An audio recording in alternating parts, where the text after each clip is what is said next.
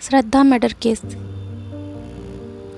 एक दूसरे से बेइंतहा प्यार करने वाले आफताब श्रद्धा की हेट स्टोरी। महाराष्ट्र की रहने वाली श्रद्धा वकार जिस फूड ब्लॉगर आफताब अमीन पूनावाला से दिल से प्यार करती थी, उसने पहले उसका दिल तोड़ा और फिर ज़िंदगी ही छीन ली। दरिंदगी की इंतहा ये है कि आफताब ने श्रद्धा के सबके 35 टुकड़े किए। प्यार शब्द ही खासकर युवाओं को रोमांच से भर देता है, लेकिन इसी प्यार पर जब नफ़रत भारी पड़ती है तो रिश्ते के साथ मनुष्यता का भी कत्ल हो जाता है। फूड ब्लॉगर आफताब अमीन पूनावाला की नफ़रत का शिकार हुई श्रद्धा वकार अब दुनिया से जा चुकी है और आरोप साबित हुआ तो प्रेमी आफताब को अधिकतम फांसी तो कम से कम उम्र कैद की सज़ा मिली है। हम इस स्टोरी में 22 पॉइंट्स में बता रहे हैं कि कैसे एक लव स्टोरी कुछ सालों के बाद हेट स्टोरी में तब्दील हो गई और इसका अंजाम मुंबई की श्रद्धा वकार की दर्दनाक मौत के रूप में सामने आया। अंजाम में ऐसा, आफताब ने श्रद्धा को न केवल बेरहमी से मारा बल्कि उसके शरीर के 35 टुकड़े करके दिल्ली के जंगल में कई रास्तों तक फेंकता रहा। जिस कंधों पर बिठाया उसी बेटी की अर्थी भी न उठा सके पिता। 18 मई 2022 को श्रद्धा की उसके प्रेमी आफताब ने दिल्ली के छतरपुर स्थित किराए के घर में गला दबाकर हत्या कर दी।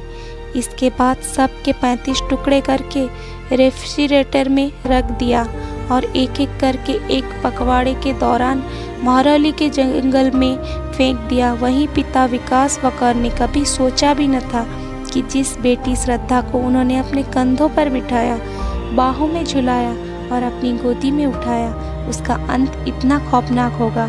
उसी बेटी श्रद्धा की मौत के बाद उसे कंधा देने भी नसीब नहीं होगा। करीब 3 साल पहले यानी वर्ष 2019 की बात है। श्रद्धा मुंबई में कॉल सेंटर में काम करती थी और पिता परिवार के साथ महाराष्ट्र के पालघर में रहते थे।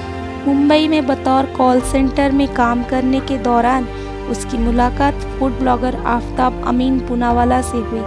मुलाकात का सिलसिला दोनों का एक दूसरे के करीब ले आया। दोनों एक दूसरे से प्यार कर बैठे। बॉयफ्रेंड से प्यार ने बढ़ा दी परिवार से दूरी। वर्ष 2019 में श्रद्धा और आफताब दोनों एक दूसरे से इस कदर प्यार करने लगे कि उन्होंने साथ जिंदगी बिताने का फैसला कर लिया। वहीं श्रद्धा ने प्रेमी आफताब का जिक्र परिवार में किया तो पिता विकास वकार और उनकी पत्नी ने इस रिश्ते से साफ मना कर दिया। यहीं से परिवार से श्रद्धा की दूरी बढ़ गई।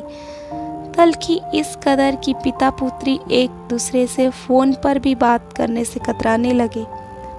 पिता के दिल को लगी श्रद्धा की बात। श्रद्धा के दिल और दिमाग पर आफताब के प्यार का जादू सिर चढ़कर बोल रहा था। आफताब पर श्रद्धा इस कदर फिदा थी कि उसे खामियां नज़र नहीं आ रही थी। मुंबई में ही श्रद्धा ने माता पिता से मुलाकात की और वर्ष 2019 में बताया था कि वो आफताब के साथ रिश्ते में है। वहीं पिता वकार ने आफताब के मुस्लिम होने का तर्क देते हुए शादी से साफ मना कर दिया। इस पर श्रद्धा ने पिता के मुंह पर कह दिया कि वो 25 साल की है और अपने फैसले खुद ले सकती है। इसके बाद श्रद्धा ने घर छोड़ने का फैसला कर लिया और वो मुंबई में ही आफताब के साथ लिव इन में रहने लगी। पिता के साथ बेटी का रिश्ता खराब हो गया। बोलचाल तक बंद हो गई। बेटी ने तोड़ा था रिश्ता, पर पिता जुड़े थे दिल से। पिता से रिश्ता तोड़ने वाली श्रद्धा ने आखिरकार आफताब से शादी करने का निर्णय किया। शुरू में आफताब राजी था, लेकिन श्रद्धा जब भी शादी की बात करती थी तो वो टाल देता था। वहीं पिता विकास वकार सोशल मीडिया पर नज़र रखते हुए श्रद्धा के बारे में जानकारी हासिल कर रहे। दरअसल पिता बेटी श्रद्धा को भला चाहते थे और वो चाहते थे कि श्रद्धा जहाँ भी और जिसके साथ रहे हमेशा खुश रहे। श्रद्धा की पिटाई करता था आफताब। आफताब और श्रद्धा पहले मुंबई के नए गांव में, बाद में वसई में रहने लगे। वहीं श्रद्धा की मां की मौत हुई तो 2020 में वो पिता विकास वकार से मिली। इस दौरान उसने बताया था कि आफताब ने उसकी पिटाई की है। इस पर पिता ने बेटी श्रद्धा को घर रुकने को कहा था। श्रद्धा के पिता का कहना है कि अपनी हरकत के लिए आफताब ने श्रद्धा से माफ़ी मांगी और फिर दोनों साथ रहने लगे। आफताब की वजह से पिता पुत्री के बीच बढ़ी दूरी।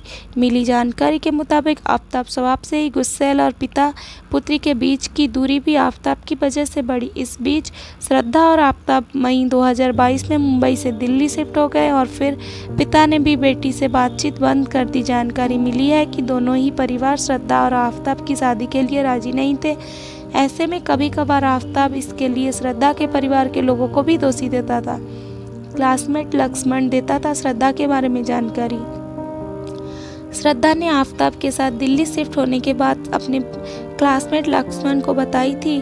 श्रद्धा के पिता लक्ष्मण के संपर्क में थे, इसलिए बेटी के बारे में जानकारी मिल जाती थी।